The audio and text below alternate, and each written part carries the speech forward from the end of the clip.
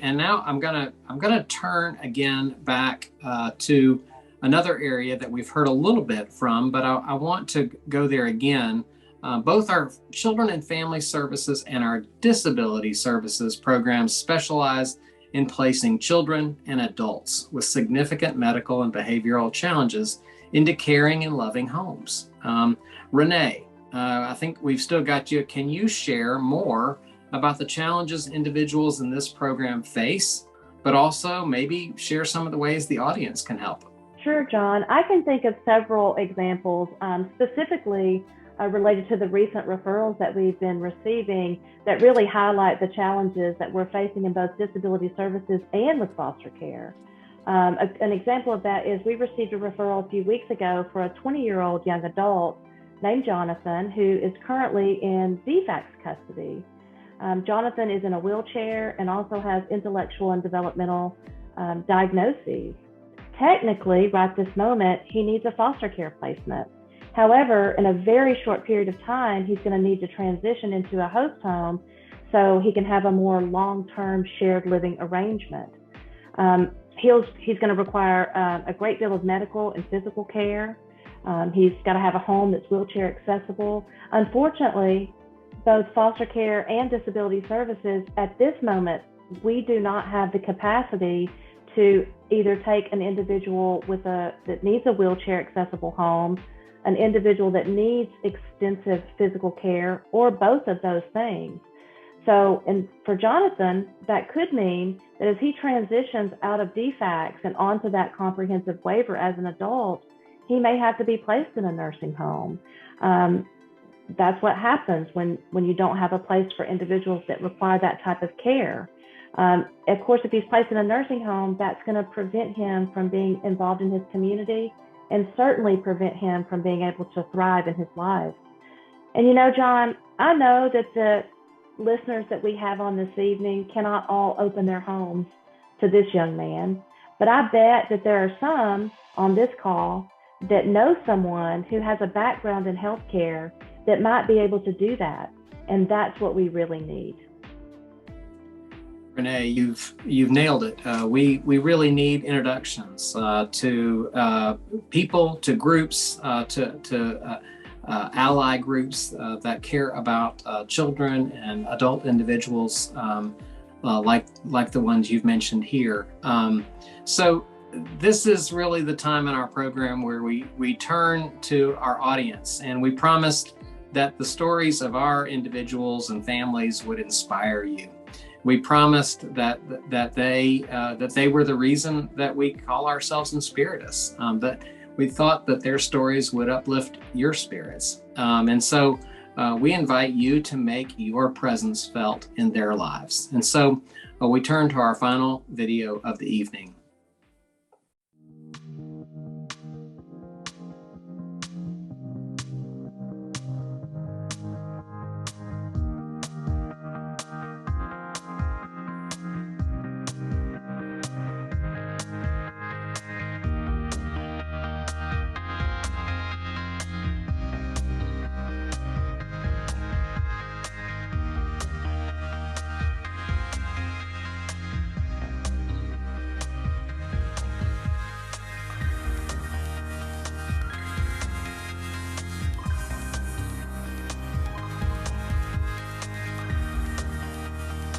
You never get any place by yourself, and it is always good as you go up to stick your hand down and grab somebody else on the way.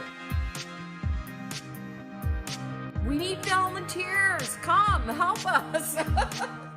You won't regret it. It's a wonderful feeling. We'll take you for a day, we'll take you for a week, we'll take you for years. If you feel that you need to volunteer, just take a deep breath, dive in, and go for it. It is our job to provide people with hope, and not just to give people handouts, but hands up.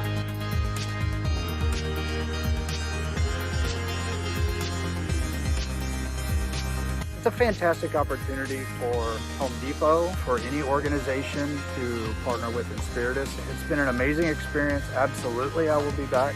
And Inspiritus won't be getting rid of someone there. The support companion is the heartbeat of our program. I mean, we could not operate without them. The work that we do is so important, and the individuals that we accompany, they're so necessary to society.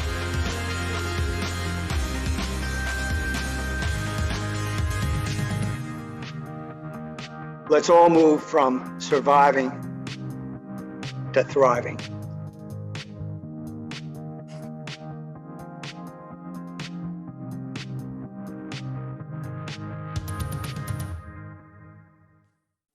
We hope you enjoyed the video. And now I will just highlight a few interesting ways and dynamic ways that you can make your presence felt as we move forward. And really, it's because of your involvement and your investment in our programs that individuals do indeed move from surviving to thriving. One of the things you can do is volunteer.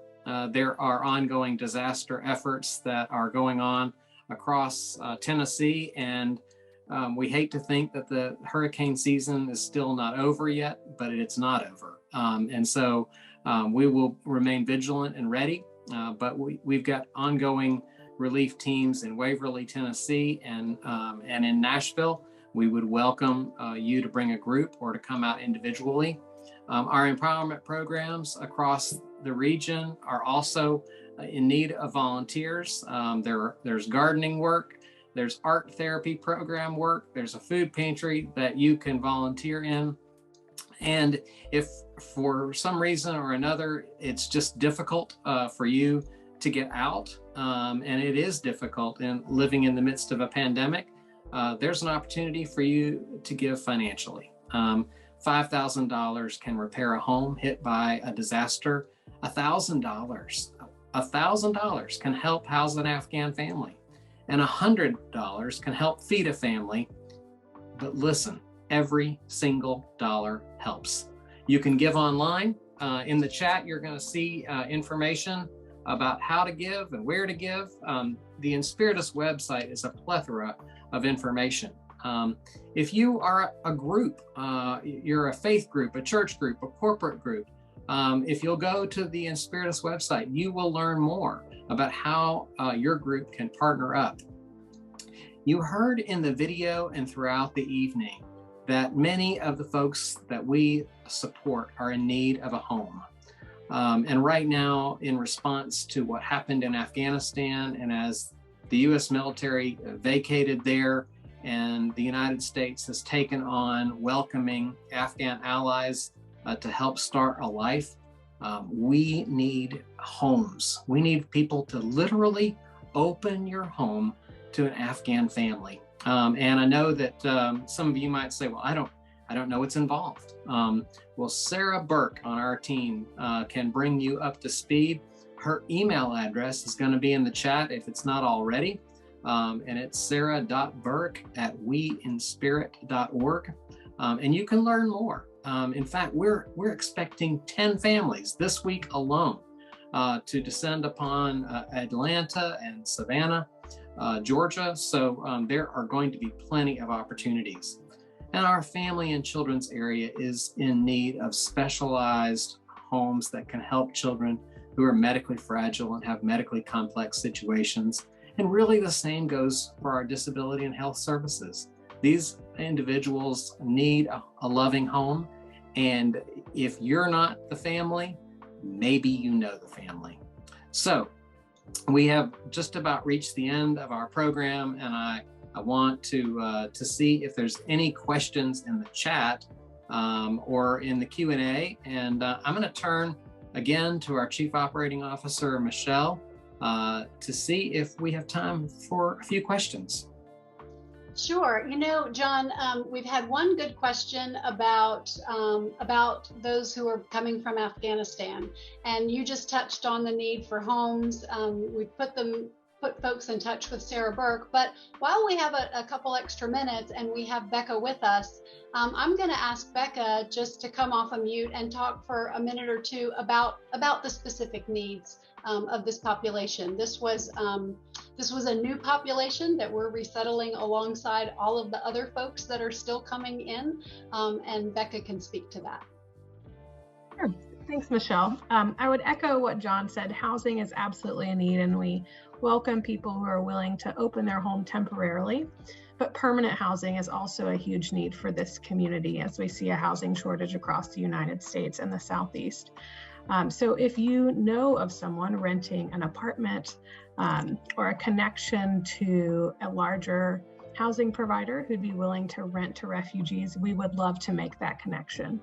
In addition to securing housing, we set up housing for our refugee and Afghan allies, providing things like beds, school supplies, equipping an apartment with every basic thing you would need to live. Most of our Afghan allies left urgently and literally only have the clothes on their back.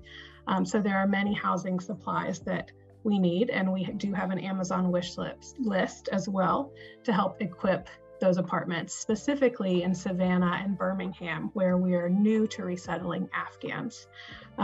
We also need volunteers. Afghan children are experiencing interrupted school and are going to be tasked with learning English really quickly. So we're accepting virtual volunteers in our after-school program. And again, connecting with Sarah Burke, she can connect you to see how you can meet the needs of Afghan allies in Birmingham, Atlanta, or Savannah. Becca, thank you. I am. The need is tremendous, and so yes, if you think we're talking to you, the audience tonight, we are. And so please connect us with individuals and families that you think can be involved in this, from Savannah to Atlanta to Birmingham and beyond. Michelle, is there anything else that was just hanging out there that you felt was unresolved before we close out? I think I would take this opportunity to add one more ask to the wish list. Hope Tree. Many of you have come to associate Hope Tree over the years with Inspiritus. And Hope Tree is our annual gathering of gifts that go to support those that we serve throughout our programs. And I believe that as early as next week, we will be starting our messaging around our needs for Hope Tree. So that's one more thing that you can do. Keep your eyes on Facebook, keep your eyes on email, check our website, but we will soon be collecting, and probably it will look very similar to last year, different in a pandemic, where we will be gathering primarily gift cards that can be used to support lots of the individuals that we serve in our program. So thank you for that. Yeah, Michelle, thanks. And I think it's probably important to note that this evening has been recorded. The program has been recorded, and we look forward to getting you this information, the recording of the event. Maybe you can pass it along to friends, to family members, to members of your religious group, your church group, your Sunday school class, your corporate group. There's an opportunity for them to learn more. And I want to thank each of you for tuning in. Thank you for making this hour available. Thank you for learning more about how we accompany and how you can be a partner to Inspiritus. What we're doing is just simply making our presence felt, and you can make your presence felt. I want to thank our panelists again for your contribution to this evening. And finally close and reiterate what you've heard. Stay connected to Inspiritus. We hope you'll get more involved. You can go to our website, weinspirit.org, where you can subscribe to a newsletter. And Michelle mentioned Facebook. We are on social media at We Are Inspiritus. That's We Are Inspiritus. And we're on most all the major social networking platforms. So again, thank you for spending your evening with us. Thank you, panelists. And God bless you all. Take care and have a great night.